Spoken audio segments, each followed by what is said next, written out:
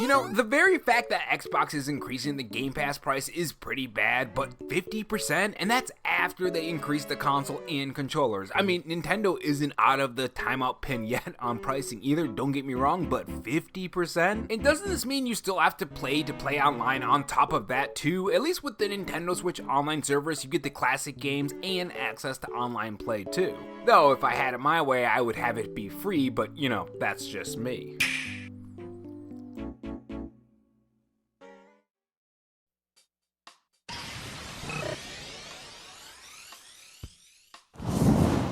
Hey guys, it's Rob here, and welcome back to the RoboChan Show, where we take the gaming news format that channels like Spawnwood or Arlo do, add a dash of animation and some cool editing on top to bring you your gaming news, leaks, and rumors in a fresh new way.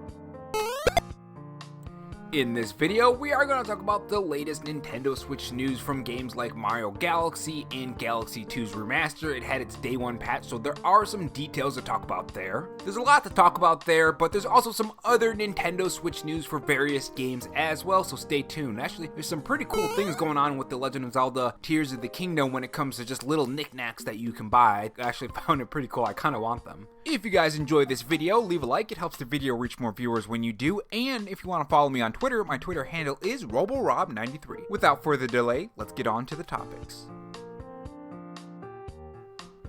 So, the Nintendo Switch 2 for me personally has been pretty fantastic so far. I've been enjoying playing all the new games and even some of my older back catalog games. Recently, I've been playing games like Hades 2, which has been really fun, and of course Trails in the Sky. I've never played this series, this is my first time playing it, and I'm having a ton of fun, so that's also been fun. Let me know what you guys have been playing on the Nintendo Switch 2, maybe if you have any recommendations for me that I can play, especially if they're in the RPG genre, that would be pretty fun. And with everyone playing all of these different games, one of those games is Super Mario Galaxy plus Super Mario Galaxy 2, and it seems that it does have a day one patch with some small fixes, and these were the fixes. Though they are very small and kind of vague. It says several fixes and adjustments made to improve the gameplay experience on Nintendo Switch and Nintendo Switch 2, and several issues fixed to ensure smooth gameplay on Nintendo Switch 2, which I would hope that would happen because I mean it's a pretty old game and it's running on the Nintendo Switch 2, which can do 4K, so you would assume that it would run smooth, right? Let me know if anyone has experienced any issues at all with this game. I'd be very interested to know about that. But yeah, that's not the only game that received some small fixes. If you guys didn't hear about this, Super Mario 3D World plus Bowser's Fury also received some fixes. And it's the same thing, several issues have been addressed to improve the gameplay experience. And speaking of improving the gameplay experience, we actually have our first gameplay for Warframe on the Nintendo Switch 2. Now this is a series that has been updated and updated and updated, and something that I really do want to get into, and I am getting into. I actually just started it up on the PlayStation 5. So I'm hoping they do have cross-play progression because I just got Wisp, which is a support. I like playing supports in games for some reason. But you are seeing some of the gameplay on your screen right now, which is pretty good. I can't wait to get my hands on this and try this. I'll definitely do a review and thoughts video, especially compared to like the PlayStation 5 or PC. But yeah, pretty cool stuff. Now there is no date on that yet, but it is currently in development. And bringing it back to Super Mario Galaxy and Super Mario Galaxy 2, it seems that we do have some new Nintendo music being added from the game to the app. This is what Nintendo Life has to say. Now, along today's launch of the Switch release, it added some additional tracks to its music app for Switch Online subscribers. So you do have to be a Nintendo Switch Online subscriber to get this, by the way. This includes the Super Mario Galaxy Good Night track and the Super Mario Galaxy 2 tracks Twins and Special Someone. And moving on to some Legend of Zelda Tears of the Kingdom, there are some pretty cool collectibles that you can get. Now this is in Japan. I'm sure you can probably buy them across seas and have them ship them to you wherever you live too. Or at least I hope so, because these actually do look kinda cool. So Tokyo Game Life has this to say. Bandai is releasing the Legend of Zelda Weapon Collection next February. It features mini versions of iconic weapons from Breath of the Wild and Tears of the Kingdom.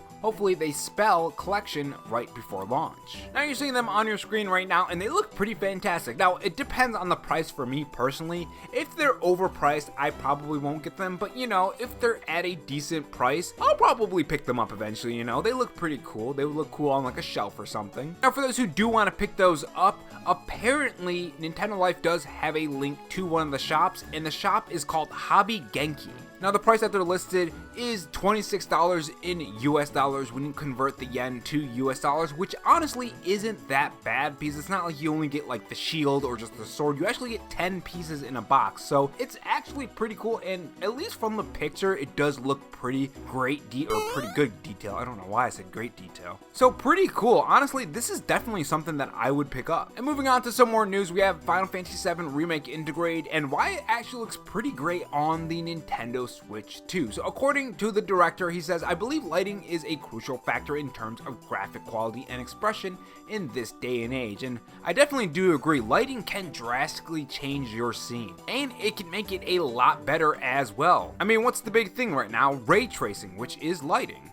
Obviously, that's in very simple terms, but you guys get what I mean. Anyways, continuing. In our experience, if you just use the hardware properly, you'll be able to deliver games at the quality players expect. All in all, my honest opinion is that the Nintendo Switch 2 is a truly amazing piece of hardware. And yeah, this is why I know that they're going to be supporting the Nintendo Switch 2 a lot in the future. I really do hope they bring more of the older games to the Nintendo Switch 2, like, you know, the 13 series. I've been saying this for so long, but I would love to play the 13 series, especially now that we have the portability of the Nintendo Switch 2. Before, I just wanted it back on the PS4, and now, you know, when the PS5 came out before the Switch 2 was revealed, I wanted it on the PS5, but now that we have the Switch 2, I want it on the Switch 2, especially for that portability aspect. I guess you could always get a Steam Deck, but then that requires me to actually buy a Steam Deck instead of just buying, you know, a trilogy pack. But yeah, let me know if there's any 13 series fans in the comment section below, whether it be like 13, 13-2, or Lightning Returns. And moving on to the next topic, we do have a new look at SpongeBob SquarePants Titans of the Tide. I know some of you guys were actually interested in this game when we first covered that rumor about that, and then of course there was an announcement by THQ Nordic that confirmed that rumor. So here is some gameplay in the background while I'm talking about this, and I've actually never played any of the SpongeBob games, but I see a lot of people always wanting to play them, so maybe I'll eventually give them a try. I mean, I have Gamefly after I, of course, review Trails in the Sky, and